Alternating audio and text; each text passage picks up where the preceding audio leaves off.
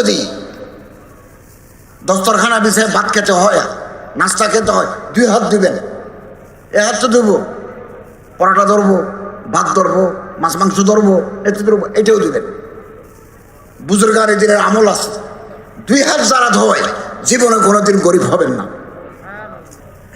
মাগরিবের পরে শেষ রাত পর্যন্ত সূরা ওয়াকিয়া,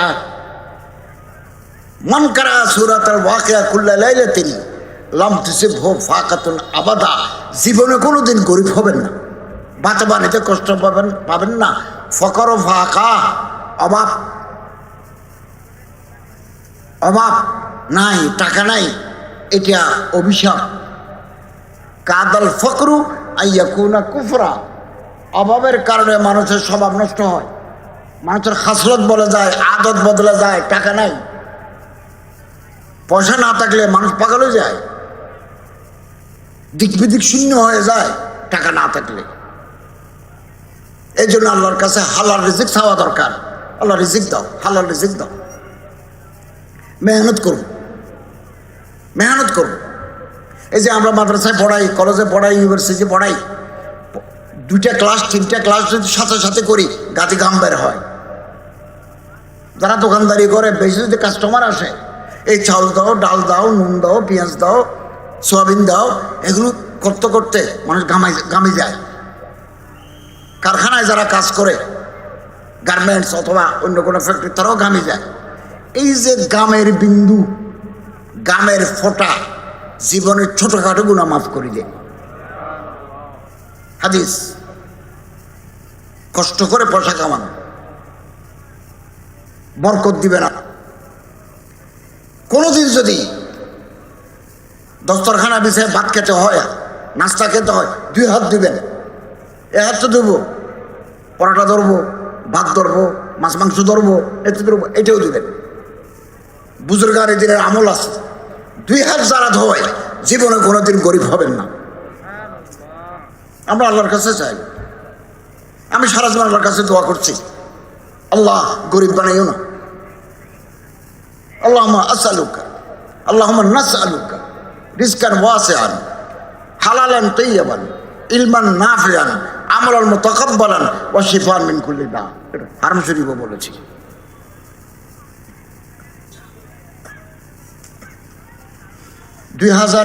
সালের 8ই আগস্ট আমি সরকারের উপদেষ্টা মন্ত্রী হিসাবে শপথ নিয়েছি।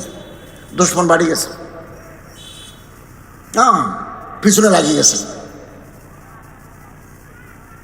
তো এর জন্য দারুল উলুম দেওবন্দের প্রধান মুহাদ্দিস হযরত আল্লামা মাওলানা আমিন পালনপুরি আমার কাছে দোয়া পাঠাইছেন, বলে এইটা ওনাকে পড়তে বলেন।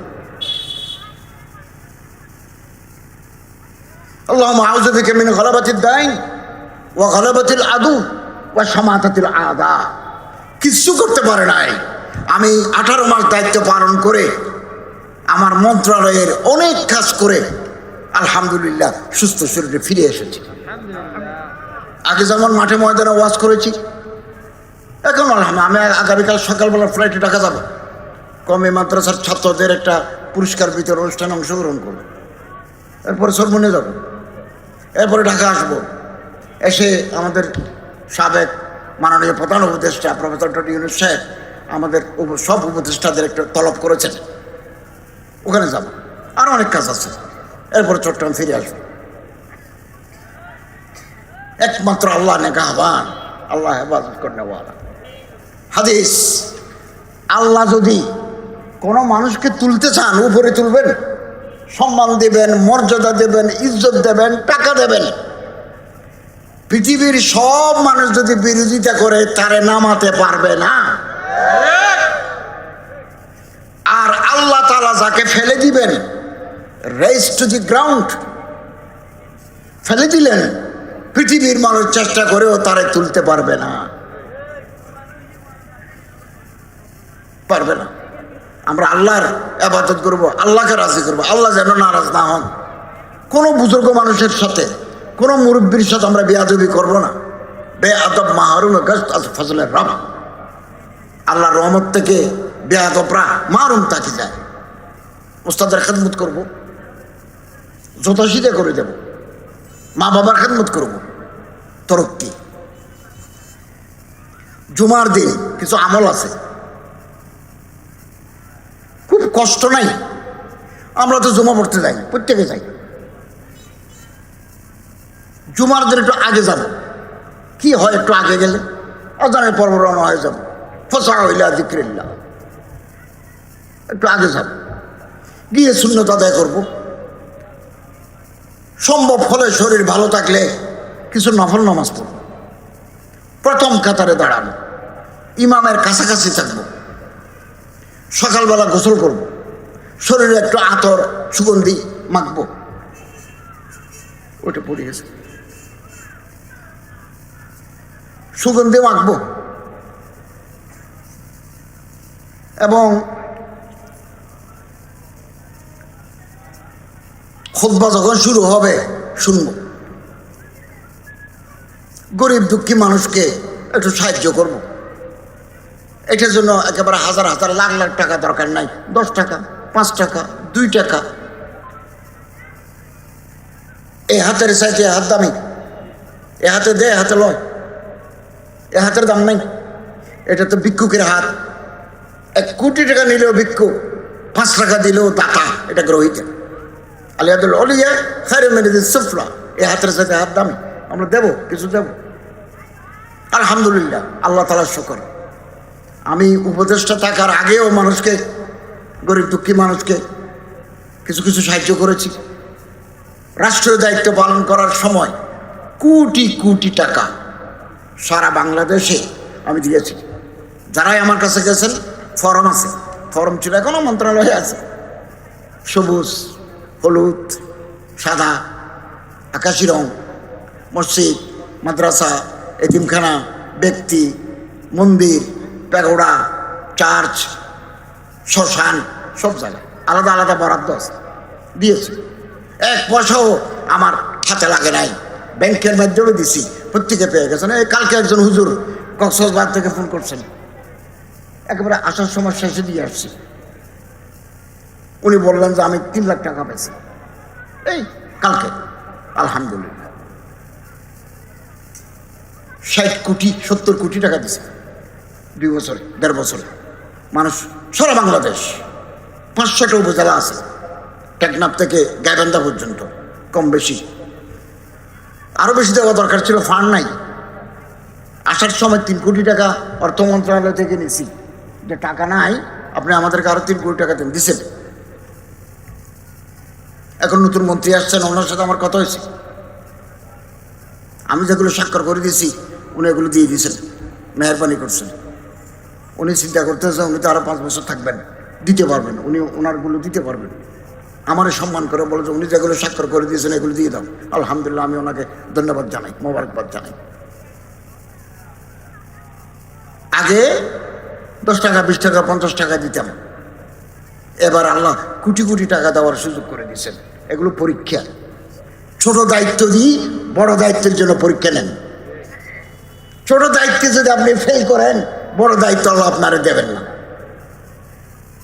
দেবেন না। আমরা আল্লাহর ইবাদত করি, আল্লাহরে রাজি রাখি। প্রতিদিন আমরা কোরআন শরীফ তেলাওয়াত করব, যদি পারি সকালবেলা সূরা ওয়াকিয়া তেলাওয়াত করব, সূরা ইয়াসিন তেলাওয়াত করব ফজরের পরে। ইচ্ছা থাকলে উপায় হয়, ফজর বেলা যদি সূরা ইয়াসিন কেউ তেলাওয়াত করে, ফজিলত হাওয়াই জহু, আপনার কি কি লাগবে দুনিয়ায় আসমানের মালিক ব্যবস্থা করে দিবেন। একেবারে সহজ। মাগরিবের পরে শেষ রাত পর্যন্ত সূরা ওয়াকিয়া, মান কারা সূরাতুল ওয়াকিয়া কুল্লা লাইলাতিন লাম তুসিবহু ফাকাতুন আবাদা, জীবনে কোনোদিন গরিব হবেন না, বাঁচা বানিতে কষ্ট পাবেন না। ফকর ফাকা, অভাব অভাব নাই, টাকা নাই, এটা অভিশাপ। কাদাল ফকরু আইয়াকুনা কুফরা, অভাবের কারণে মানুষের স্বভাব নষ্ট হয়, মানুষের খাসলত বলে যায়, আদত বদলে যায়। টাকা নাই, পয়সা না থাকলে মানুষ পাগল হয়ে যায়, দিক বিদিক শূন্য হয়ে যায় টাকা না থাকলে। এই জন্য আল্লাহর কাছে হালাল রিজিক চাওয়া দরকার। আল্লাহ রিজিক দাও, হালাল রিজিক দাও। মেহনত করুন, মেহনত করুন। এই যে আমরা মাদ্রাসায় পড়াই, কলেজে পড়াই, ইউনিভার্সিটি পড়াই, 2টা ক্লাস 3টা ক্লাস যদি সাথে সাথে করি গাতি গাম বের হয়। যারা দোকানদারি করে বেশি যদি কাস্টমার আসে, এই চাউল দাও, ডাল দাও, নুন দাও, পেঁয়াজ দাও, সোয়াবিন দাও, এগুলো করতে করতে মানুষ গামে যায়। কারখানায় যারা কাজ করে, গার্মেন্টস অথবা অন্য কোনো ফ্যাক্টরি, তারাও গামে যায়। এই যে গামের বিন্দু, গামের ফোঁটা জীবনের ছোটখাটো গুনাহ মাফ করে দেয়। হাদিস। কষ্ট করে পয়সা কামানো, বরকত দিবেন আল্লাহ, বরকত, বরকত। হালাল রিজিক। পকেটে টাকা থাকলে, পয়সা থাকলে, চাউল থাকলে ঘরে মনে ফুর্তি আসে, ইবাদত করতে মন চায়, তেলাওয়াত করতে মন চায়। টাকা না থাকলে, পয়সা না থাকলে, মেয়ে বিয়ে দিতে হবে, ছেলের বউ আনতে হবে, কিছু নাই, তাহলে মনের ভিতরে দুঃখ জাগে। আল্লাহ রাসূল সাল্লাল্লাহু আলাইহি ওয়াসাল্লাম এর জন্য দোয়া শিখিয়ে দিয়েছেন। সূরা ওয়াকিয়া তেলাওয়াত করো, লাম তুসিবহু ফাকাতুন আবাদা, জীবনে কোনোদিন বাতে পানিতে কষ্ট পাবেন না। রিজিক ফরাগত করে দেওয়া, চেষ্টা করে দেখুন, আল্লাহ আপনারে দিবেন। আল্লাহ বলেন, আমারে ডরো, গুনাহ ছাড়ি দিও। ওয়ারযুকহু মিন হাইসু লা ইয়াহতাসিব, আমি এমন রিজিক দেব তুমি কল্পনা করতে পারবে না। ওয়ারযুকহু মিন হাইসু লা ইয়াহতাসিব, হিসাব করে কুল পাবে না, এরকম রিজিক দেব আমি। প্রতিদিন, প্রতি রাতে, শেষ রাতে আল্লাহ রহমতের দরজা খুলে দেন।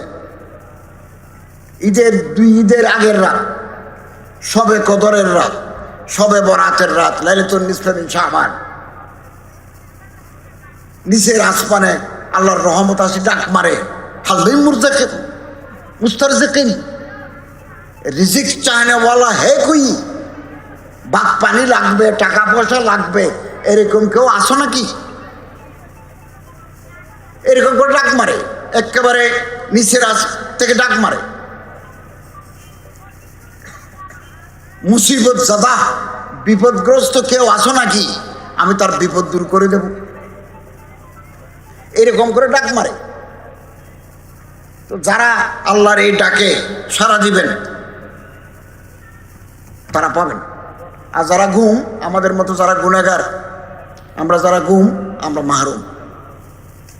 আজকের রাতেও আমরা আল্লাহর ইবাদত করব, শেষ রাতে তাড়াতাড়ি ঘুমাবো, শেষে উঠব।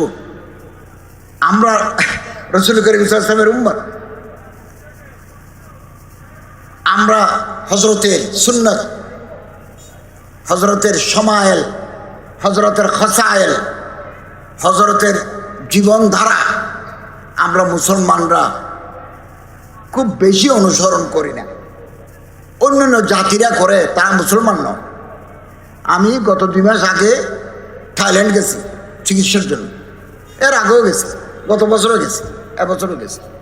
আমার একটা জটিল রোগ আছে, এটা চিকিৎসা হয় থাইল্যান্ডে, আমাদের দেশে চিকিৎসা নাই। তো ওখানে হাই কমিশনার আছে, আমাদের অ্যাম্বাসেডার আছে, ওনাদের একজন অফিসার আমার সাথে থাকেন। রাত 8টার পরে, এই এখন যে রাত 9টা, Thailand, Korea, Cambodia, Vietnam, Japan, Malaysia, Indonesia, Taiwan, চীন, মঙ্গোলিয়া, চীন পর্যন্ত, এই যে এই বেল্ট, তারা রাত্রে 8টা-9টার পরে রাস্তায় গাড়ি ঘোড়া কম, দোকানের বাতি নিভে দিছে, ব্যবসা বাণিজ্য বন্ধ, খুব গড়ে উঠবে। আমি দেখেছি, আমি চীন গেছি, ইন্দোনেশিয়া, মালয়েশিয়া গেছি, আমি নিজের চোখে দেখেছি রাত 8টার পরে মার্কেট বন্ধ, সবাই ঘরে চলে গেছে ঘুমাবার জন্য, খুব গড়ে উঠবে। থাইল্যান্ডে একটা বাজার আছে, কাঁচা বাজার, মাছ এবং শাকসবজি। এটা ফজরের আগে থেকে শুরু হয়, দিনের 9টায় শেষ। আমার অফিসে গিয়ে বললো যে স্যার এখানে বাজার বসে এবং এটা সকালের বাজার, ভোরবেলার বাজার, একেবারে ভালো তাজা তাজা মাছ আসে, ফজর আগে থেকে আসে, ফজর পরে বিক্রি শুরু, 9টায় শেষ। আর মুসলমানরা সারা রাত ঘুমায় না, মোবাইল টিভি থাকে, রাতে ঘুমায় না। এটা তো নবীর আদত নয়, সুন্নত নয়, সাহাবায়ে কেরামের সুন্নত নয়। সুন্নত মানতেছে অন্য জাতি, অন্য জাতি মানে, আমরা মানি না।